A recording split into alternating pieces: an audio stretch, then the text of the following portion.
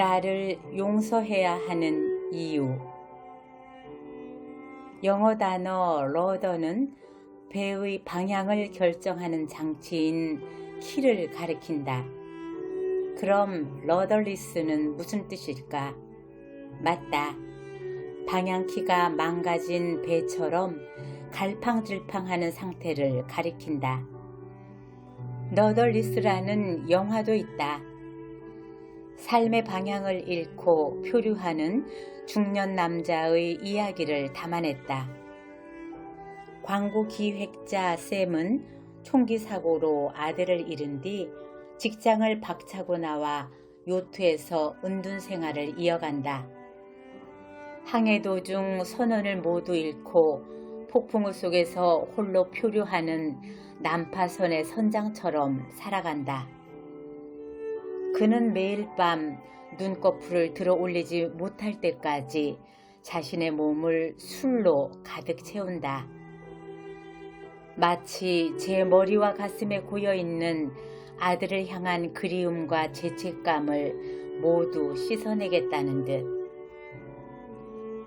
샘은 삶의 의미를 되찾고 인생의 방향키를 바로 세울 수 있을까? 그건 상상에 맡기고 싶다.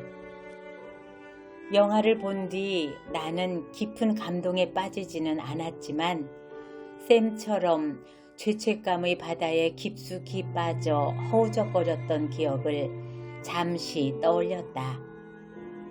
기억을 더듬어 시간을 거꾸로 돌려봤다. 한때는 어깨를 짓누르는 책임감이 버겁게 느껴질 때가 있었고 그때마다 난 내 탓이야 라며 혹독하게 스스로를 책망했다. 죄책감의 바다에서 표류했다. 수렁에서 아들을 건져준 건 어머니였다. 내가 지면을 할애해 어머니 이야기를 구구하게 언급하는 것도 다 그런 이유에서다.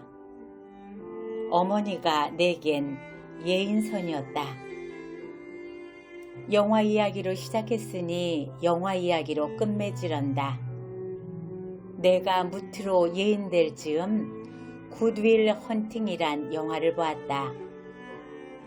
타고난 광대였던 로빈 윌리엄스가 쇼온 맥콰이어라는 심리학 교수로 나온다.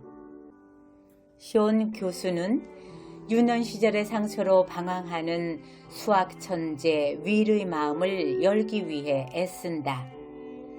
쇼는 자책과 분노로 똘똘 뭉친 윌을 어루만지며 위로한다. 내 잘못이 아니야. 이는 쇼온이 들려주고 싶었던 유일한 문장인 동시에 윌이 듣고 싶어한 유일한 문장이었다. 윌은 쇼온의 품에 안겨 펑펑 눈물을 쏟아낸다. 이런 멋진 대사를 선물한 로빈 윌리엄스가 자살로 생을 마감했다는 소식을 듣던 날 나는 몇 가지 인생의 아이러니를 떠올렸다. 우울한 사람의 마음을 가장 많이 위로한 사람도 우울증으로 세상을 등질 수도 있다는 것. 인생의 바다에선 누구나 한 번쯤 길을 잃는다는 것. 그리고 우리 주변에는 어쩌면 수많은 윌이 존재할지 모른다는 것. 어쩌면 우리 모두일 수도 있고.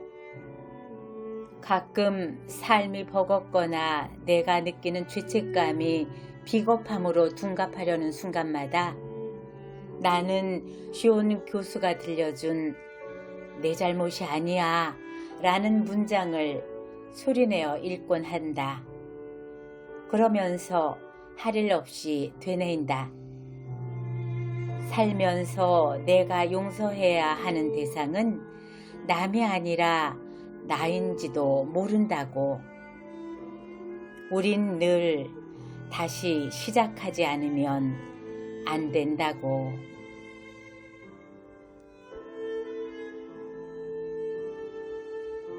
희극과 비극. 청주시 오송역에서 기차를 타고 이동하고 있었다.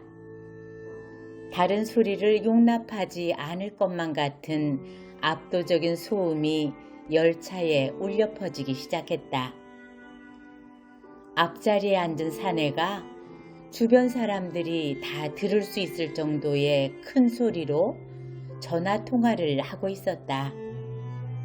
기차 속도에 비례해서 그의 목소리 데시벨도 줄기차게 상승했다.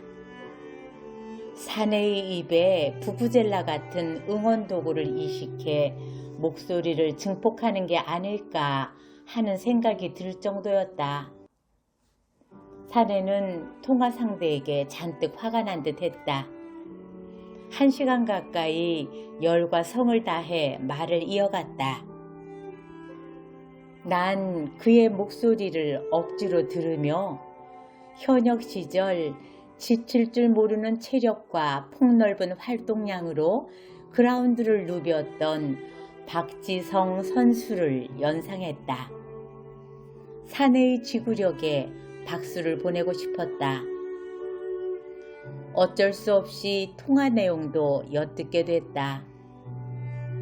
그가 토해내는 모든 얘기가 내 귀로 날아들었다. 그 친구는 남을 배려할 줄 몰라. 뭐 대충 이런 내용이었다. 본인에게 하는 말인가? 그렇다면 통화를 하면서 자아성찰까지 하는 것인가? 급기야 사내는 통화 막바지에 폭발적인 고음을 자랑하는 가수가 샤우팅을 하듯 우렁찬 목소리로 외쳤다. 난 말이지 똑같은 말 되풀이하지 않는 사람이야. 난 말이지 똑같은 말 되풀이하지 않는 사람이야. 난 이 문장이 왜 이리 웃기던지 웃음을 참느라 혼이 났다. 희극적인 요소가 다분하지 않은가? 똑같은 말을 되풀이하지 않아 라는 말을 되풀이하다니. 역시 사람은 흥분하면 자신이 내뱉는 말과 행동을 비교하거나 대조하지 못하는 법이다. 다만 한편으론 사내가 처한 상황을 알지 못하는 내가 그를 일방적으로 비난하는 건 도의적으로 문제가 있다는 생각도 들었다. 그래서 그의 모든 행동이 어쩌면 포스트 모더니즘에 입각해 현대인의 비극적 자화상을 고발하는 행위 예술일지도 모른다는 꿈보다 해몽식의 상상을 하며 가방에서 이어폰을 꺼내 귀에 꽂았다. 찰리 채플린이 그랬던가? 세상사는 멀리서 보면 희극이지만 가까이서 보면 비극이라고. 그 말이 새삼 무겁게 다가온다.